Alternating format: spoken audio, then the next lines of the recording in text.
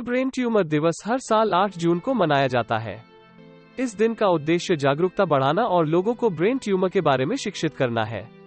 Brain tumour के रोगियों और उनके परिवारों देखभाल करने वालों को सलाम करते हुए आज इस खास मौके पर मिलते हैं ओरियस हॉस्पिटल के डॉक्टर निनांद श्रीखंडे से और जानते हैं क्या है ब्रेन ट्यूमर और क्या है इसके उपचार। नमस्कार, मैं डॉक्टर श्रीखंडे हूँ।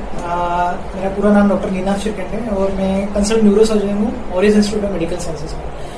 आज 8 जून है और 8 जून हर साल ब्रेन ट्यूमर डे के निमित्त से मनाया जाता है। और ब्रेन ट्यूमर डे हम क्यों मनाते हैं, तो उसका एक ही मकसद है कि ब्रेन ट्यूमर के लिए आम जनता को अवेयरनेस के मन में अवेयरनेस क्रिएट करना, जिससे ब्रेन ट्यूमर की रोकथाम की जा सके, ब्रेन ट्यूमर को रोका जा सके और अवॉइड किया जा सके। प्लस साथ साथ लोगों को ये बताना कि उसको रोकथाम करने के लिए क्या क्या उपाय हैं और क्या क्या टेक्निक्स हैं। ब्रेन ट्यूमर ये जो एक चीज़ है, बेसिकली अगर ऐसा देखा जाता है कि पॉपुलेशन डायनेमिक्स में अगर हम देखते हैं तो पूरी दुनिया में हर रोज 500 के आसपास लोग अफेक्टेड होते हैं ब्रेन ट्यूमर के। 500 केसेस हर रोज पूरी दुनिया में आते हैं। ये रफ डाटा है, शायद उससे ज्यादा भी हो सकता है। और हर दिन गुजरते हुए जैसे जैसे पॉल्यूशन इंक्रीज हो रहा है, पॉपुलेशन बढ़ती जा रही है और जैसे जैसे इंसान नई नई साइंटिफिक टेक्निक्स की ओर आगे बढ़ रहा है, ये चीजें और बढ़ती जा रही है। जैसे जैसे हमारे जीवन पद्धति में जीने के तरीकों में बदलाव आते जा रहे हैं, ब्रेन ट्यूमर्स के पेशेंट की संख्या भी बढ़ती जा रही है। अब ब्रेन ट्यूमर क्या होता है? बेसिकली ब्रेन ट्यूमर होने का कारण होता है कि ऐसे बदलाव जो ब्रेन में, जिसकी वजह से ब्रेन की सेल्स में मल्टीप्लिकेशन शुरू हो जाता है। हर सेल में मल्टीप्लाई होती रहती है, पर इसमें एबनॉर्मल मल्टीप्लिकेशन हो जाता है। एबनॉर्मल मल्टीप्लिकेशन की वजह से ब्रेन में गांठ आ जाती है और उन सेल्स का मिलकर एक टिश्यू बन जाता है और पूरे टिश्यूज का मिलकर एक ट्यूमर बन जाता है। तो ये एबनॉर्मल ग्रोथ को ट्यूमर बोला जाता है। और ये जो ट्यूमर होते हैं, ये विभिन्न ब्रेन के विभिन्न हिस्सों में अलग अलग तरह के ट्यूमर्स होते हैं। हर तरह से उनको डिफाइन किया जा सकता है। प्लस कुछ ट्यूमर्स ऐसे होते हैं कि जिनको एक बार आप निकालने के बाद दोबारा जिंदगी में कभी नहीं होंगे। और कुछ ट्यूमर ऐसे होते हैं जिनको एक बार निकालने के बाद वापस होंगे, रिकर होंगे और साथ साथ उनमें एक इंसान की जान लेने की पूरी कैपेसिटी होती है, जिनको हम कैंसरस ट्यूमर मानते हैं। तो इनको 2 भागों में डिवाइड किया जाता है। एक होता है बेनाइन मतलब जिसको निकालने के बाद जिसकी ग्रोथ को हम रोक सकते हैं, और दूसरा है मैलिग्नेंट का मतलब होता है जिसकी रोकथाम, जिसको निकालने के बाद भी उसमें ग्रोथ चल सकती है या चालू रह सकती है, या वापस वो ट्यूमर अपनी जगह पे वापस प्रकट हो सकता है या दूसरी जगह पे आ सकता है। तो उसको हम मैलिग्नेंट बोलते हैं या आप कैंसरस टिश्यू बोल सकते हैं। तो इस तरह से 2 तरह के ट्यूमर होते हैं। जैसे कि मैंने पहले बताया आपको कि ऑलमोस्ट हर दिन रोजाना मिनिमम 500 पेशेंट पूरी दुनिया में ब्रेन ट्यूमर के डिटेक्ट होते हैं या डायग्नोज किए जाते हैं। This is the case load जो बोल सकते हैं। मतलब 500 पेशेंट हर रोज दुनिया में आते हैं कैंसर, ब्रेन ट्यूमर। जनरली ऐसा देखा है कि कैंसर जो होता है, जनरली जैसे जैसे एज बढ़ती जाती है इंसान की, वैसे वैसे एब्नॉर्मल टिश्यूज बढ़ने के चांसेस बढ़ते हैं, वैसे कैंसर के चांसेस बढ़ते हैं। बट ब्रेन ट्यूमर्स 2 हिस्सों में डिवाइड किया जाता है। एक पीडियाट्रिक पॉपुलेशन में, मतलब जिनकी उम्र बच्चों में जो पाया जाता है, और एक जो वयस में पाया जाता है। ऐसे 2 हिस्सों में डिवाइड किया जाता है। कुछ ब्रेन ट्यूमर जो बच्चों में होते हैं वो ऐसे होते हैं कि जिनको हम बेनाइन कैटेगरी में डाल सकते हैं, मतलब निकालने के बाद वापस नहीं होंगे। और कुछ ऐसे होते हैं कि जो निकालने के बाद वापस प्रकट हो जाएंगे और वापस उनकी जान लेने के लिए काफी होते हैं। वैसे ही अडल्ट पॉपुलेशन, मतलब वयस्कों में भी 2 तरीके के ब्रेन ट्यूमर होते हैं। एक जो निकाल कर आप वापस कभी नहीं आएंगे, और एक जो निकालने के बाद वापस आने के चांसेस रहते हैं, जिनको हम कैंसरस बोलते हैं। ब्रेन ट्यूमर कैसा हुआ है? सबसे पहले चिन्ह जो पेशेंट में दिखने लगते हैं, जैसे कि सबसे आम चीज ऐसी होती है कि सिर दर्द हो रहा है। अब सिर दर्द जरूरी नहीं कि हर सिर दर्द कैंसर की वजह से हो, या हर सिर दर्द जो होता है वो ब्रेन ट्यूमर की वजह से। कई बार जो सिर दर्द होता है वो नॉर्मल माइग्रेन की वजह से हो सकता है, जिसको हम आम भाषा में जो बोलते हैं कि जो नॉर्मल सिर दर्द होना है वैसे हो सकता है। या कई बार इन्फेक्शन की वजह से सिर दर्द हो सकता है, और कई बार सिर दर्द जो होता है वो ट्यूमर की वजह से हो सकता है। ट्यूमर की वजह से होने वाला सिर दर्द कैसा होता है? तो जो सिर दर्द काफी दिनों तक रहता है, मतलब बार बार रिकर होता है, मतलब एक बार जाने के बाद वापस रिकर होता है। और साथ साथ जब भी सिर दर्द होता है उसमें पेशेंट को कई बार उल्टी जैसा लगने लगता है, और उल्टी होती भी है, जिसको प्रोजेक्टाइल वोमिटिंग बोला जाता है। मतलब सडनली वोमिटिंग हो जाती है। तो ये एक चीज़ है।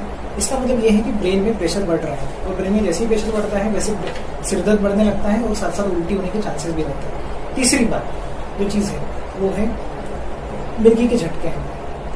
कई सारे पेशेंट्स को झटके आते हैं जिसको इपिलिप्सी भी बोला जाता है। तो ये भी एक चीज हो सकता है कि ब्रेन ट्यूमर बढ़ रहा है।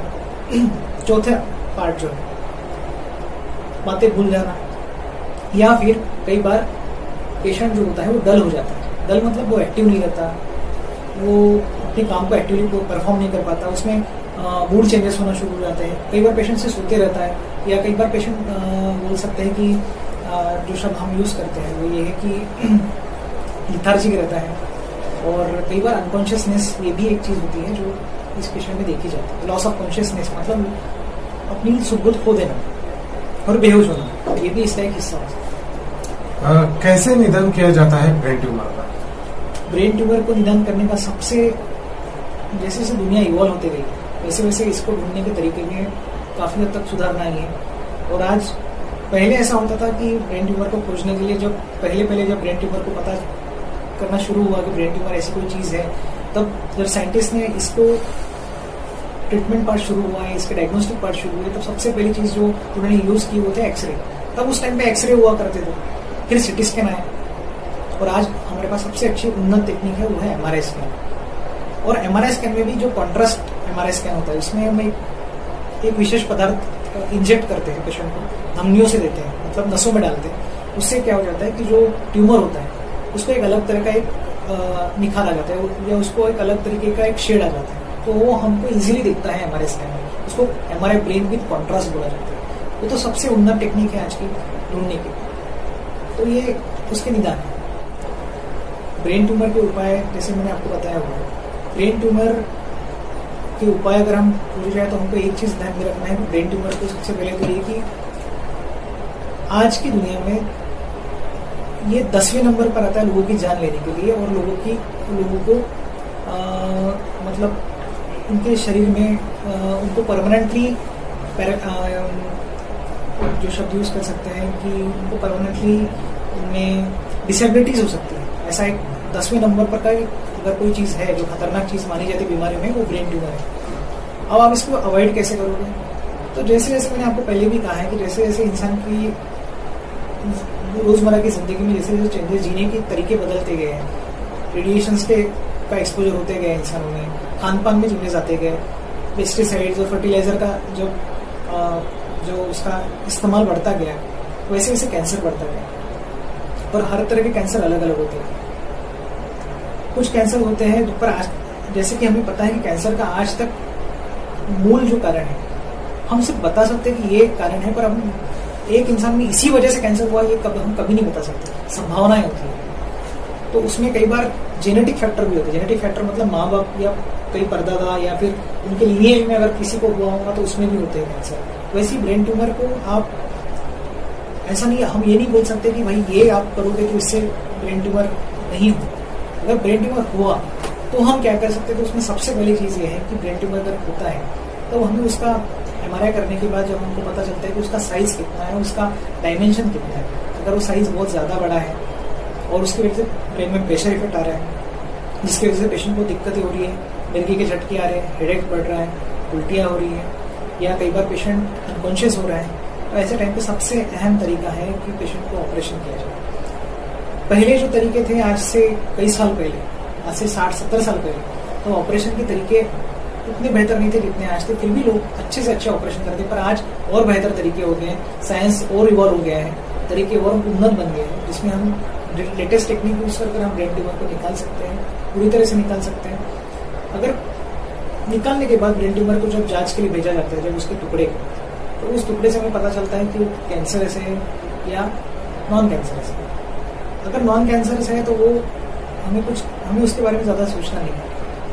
पेशेंट काफ़ी हद तक बेहतर हो जाएगा, उसका जल्दी घर जाएगा, जल्दी ढंग से अपने काम पे शुरू हो जाएगा। इन केस अगर मैलिग्नेंट इशू आता है जांच में, तो अपने को उसमें अगर कोई चीज़ करनी हो तो ये है कि सबसे पहले तो उसको सर्जिकली अच्छे से निकाल देना है पूरी तरह से, प्लस दूसरी सबसे अहम चीज़ उसके बाद प्रॉपरली पेशेंट को रेडिएशन की जरूरत पड़ सकती है, तो उसमें रेडियोथेरेपी देनी है पेशेंट को, प्लस कुछ कुछ दवाएं होती है जिनको ऑन्कोथेरेपी बोला जाता है, तो वो हमको देना है।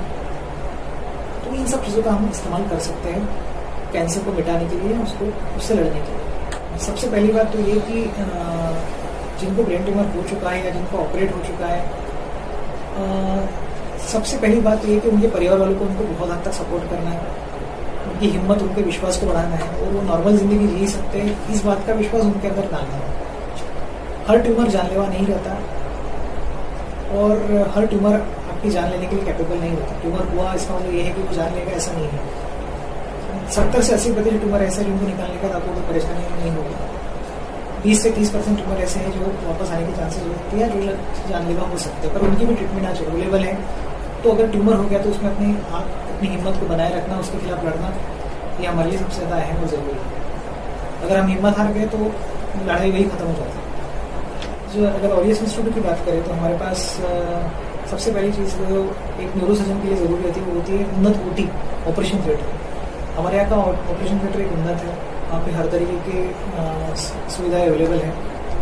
दूसरी सबसे हमारे इंस्ट्रूमेंट एकदम नए टेक्निक्स हैं, नए इंस्ट्रूमेंट्स हैं, जिसके हिसाब से जिसका इस्तेमाल करके हम प्रॉपरली ट्यूमर्स को निकाल सकते हैं और प्रॉपरली इस लड़ाई में हम अपने दुश्मन से लड़ सकते हैं, क्योंकि ट्यूमर है।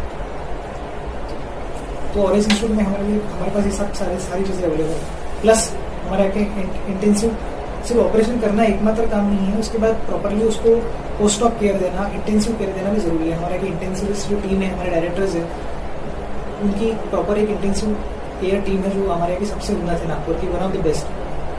आई can tell you it is one of the best. So वो भी एक चीज़ है जो हमको कवर मिल जाता है।